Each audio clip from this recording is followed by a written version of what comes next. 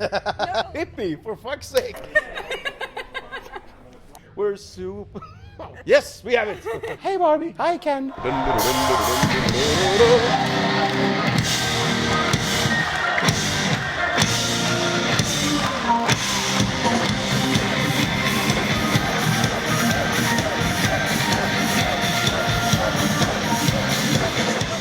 Are we going to start an interview?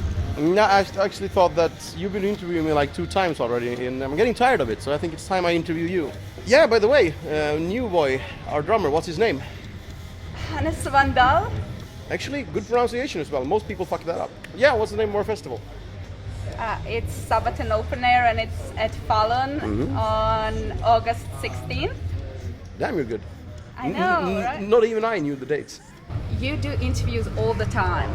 Do you ever get annoyed by journalists that know nothing about your band and just come unprepared? Yeah, I do. I do get tired of amateurs who know nothing. Yes, I can get tired of them because I know that I haven't slept much or I got things to do, and why the fuck are you wasting my time?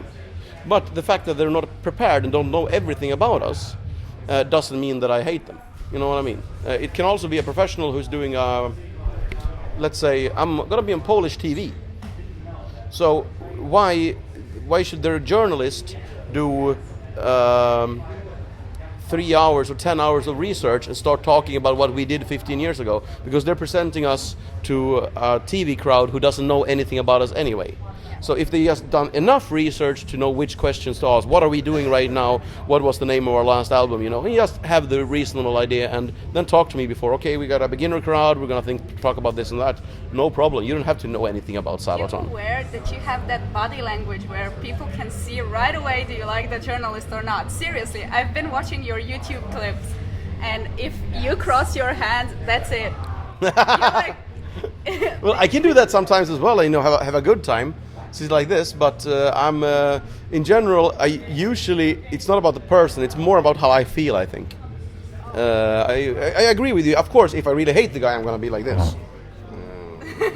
During your tours, does your family come to your concerts?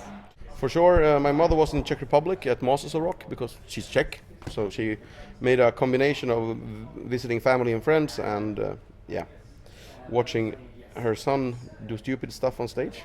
I actually did something really stupid 1 year ago when my pants split. We were playing also in the Czech Republic in a festival called Benátska Noc, and my pants split open. It happens sometimes, you know, 2 or 3 times a year. And I thought it was Snowy playing drums at the time, so I went up to Snowy, and you know, I put my foot on the drum kit like that, and you know, obviously it's all open here. So yeah, I don't know about the language, but I whip my dick out and do a helicopter for him. And he starts laughing like a motherfucker. And I'm thinking, come on, it's not that funny. And I'm like, what? And he takes his drumstick and points it over there. And what I didn't know is my mother is sitting 5 meters that way on the stage. Yeah. I think she hasn't seen that little guy in a long time. No, it was a few years ago, yeah. You have like history of doing silly things and stuff. Yep. You told me in 2010 that you like to make fun of bands who play with you and ruin their shows. So Yeah. Can you tell us a couple of those stories? Well, it's usually for the last end of tour joke. I mean, we don't want to ruin the show. It sounds very bad when you say it like that. Not ruin the show, but yeah, we want to fuck with their heads a bit. Yeah, we do. So you say the same thing but in other words? Yeah, basically.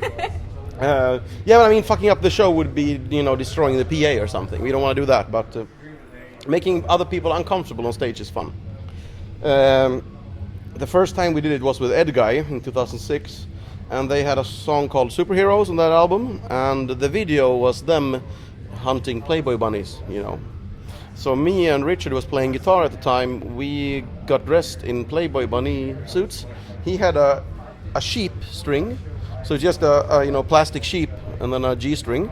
I had this Borat suit, you know, in latex. Yeah. And then we had bunny ears, you know, and the tails and everything. And yeah, since there's, you know, they're hunting Playboy bunnies during the song Superheroes, we went on stage, started, you know, doing S&M, whipping each other with leather whips on that song. And yeah, that's probably the first time Tobias Sammet didn't know what to say between songs. What did they do during the song when you did that? Laughing, mostly laughing. They missed a lot of words, yes. But they continued? Yeah, they played as long, but they were like, we're soup. Oh, fuck that, The last time we spoke, you told me you were in a steady relationship, so Yep. is that still going on? Yes, actually, same girl this time. Oh, awesome. Yeah. I only had two relationships in my life that were serious, and longer ones. First one lasted for many years, 10, 11 years, something like that. Wow. Then I was single for 8 or 9 months. Let's not talk about that. What happened? That's a different story. You told me that the last time. Let's not go too much into detail there. Let's just say you love groupies. Yes and no. I mean, if the general groupie heads are not fun for much long, if you know what I mean. They're usually either they come with no brains or with an attitude, and both things are no good for me, if you know what I mean. On the other hand, if at the time when I was single I met a girl that I was having a good time with, and we were both on the clear that, hey, let's have fun tonight, no problem. But ever since 2 years back now, I've been with the same girl. When were you most ashamed of, and what was the situation? Well, to be honest, I think it's funny today, but at the moment it was probably my most embarrassing moment I ever had. But now it's more of a fun story. It's not politically correct at all, especially seeing as what's going on in Israel and Gaza right now. But we were in Israel playing. We're doing a radio interview for I think it was a university radio station or something like that. And then they asked us, what do you think about this and this and this and this? Everything from, what do you like to play in Israel? What do you think about Israeli girls? Well, how do you like hummus? The dip. Yeah. And I said, well, it's all right, not my favorite, but I enjoy it sometimes. And they're like, you haven't tried real Israeli hummus? I'm gonna go show you. All right. So we go to Jaffa outside of Tel Aviv, which is, kind of a support city, old town.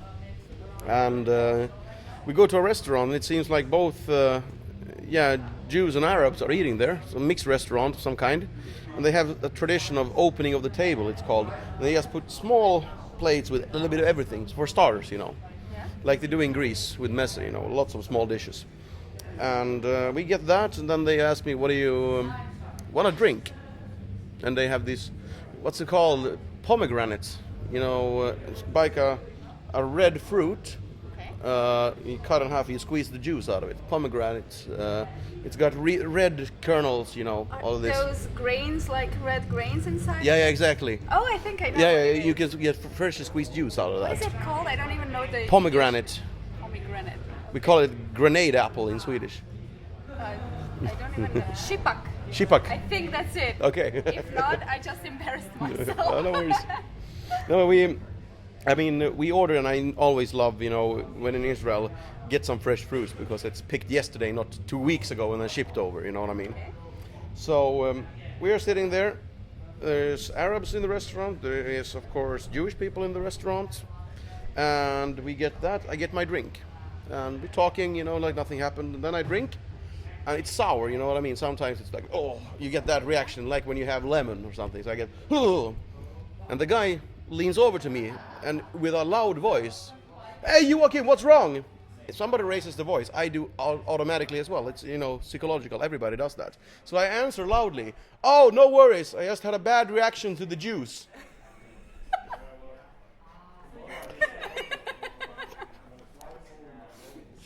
Congratulations on that. And Silence. and you did the right country for that. As well. So total fucking silence. Everybody's looking like, "Ah." And I have Oscar who's playing guitar looking at me like, "What the fuck did you just say?" And I'm sitting there, happy camper. I don't know, what the fuck's wrong with people? What? I just said I had a bad reaction to the Oh, shit.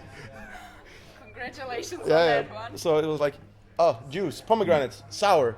Okay, and then everything started. So if you ever have... I would expect a headline like, Joakim hates the Jews. No. Had a bad reaction to the Jews. I don't hate people at all, actually. Okay, I saw that you have booked the entire 2015, and you're going to tour with Delane and Battle Beast. Yeah. So who chooses the bands? In these cases, actually, Battle Beast was a very specific request from us. We love them.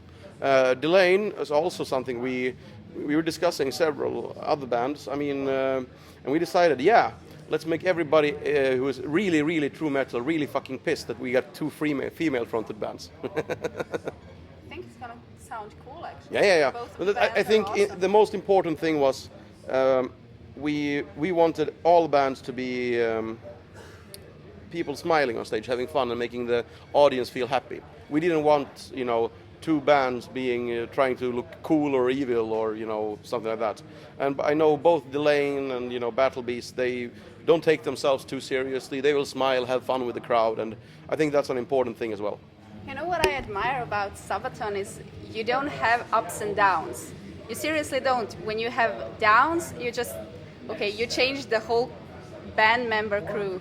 Yeah. In a sense, I was just about to say that. You left only Pär and yourself as the original members. So you don't have ups and downs, you just go up.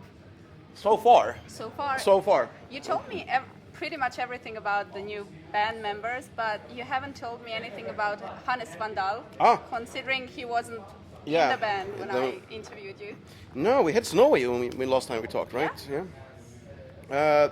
Well, Hannes is kind of easy to explain. I mean, most people who know him from before will probably know him from the band Evergrey. And on a personal level, not everybody knows. I think he's probably one of the most sweet and considerate people I've ever played with. He usually the first one to notice if somebody is feeling bad. He'll go and is everything all right? So he's really sweet in that sense. Joakim, we've been talking for 52 minutes. I was given 20. All right. Yeah, I guess I I gotta do in the next interview then.